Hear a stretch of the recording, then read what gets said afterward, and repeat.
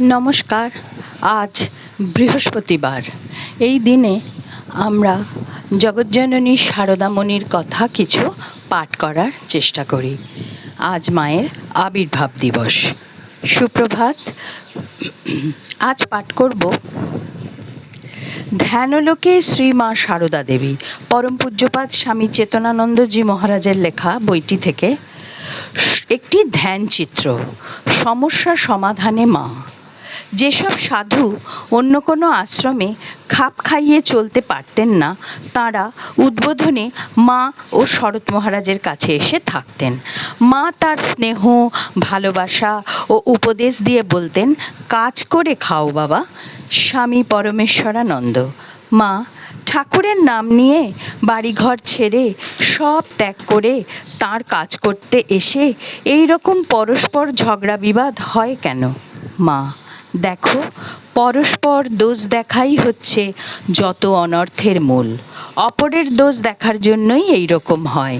যদি শান্তি চাও, অপরের দোষ দেখো না। উদ্বোধনে খাওয়ার ঘণ্টা পড়লে সব সাধু হাজির হতেন, নতুবা পরিবেশনের অসুবিধা হতো। এর জন্য গোলাপ মা চেঁচামেচি করতেন।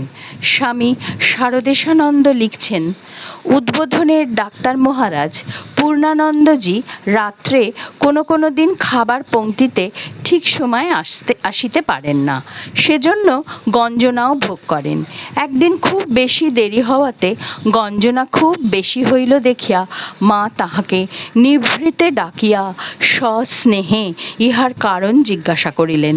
তিনি মায়ের করুণাতে বিগলিত হইয়া কাঁদিয়া ফেলিলেন এবং অশ্রুমোচন করিতে করিতে বলিলেন, রাজা মহারাজের আদেশ, নিত্য 10,000 জপ করবে, সংখ্যা ঠিক রেখে, এবং ভুল হলে প্রথম থেকে পুনরায় জপ করবে।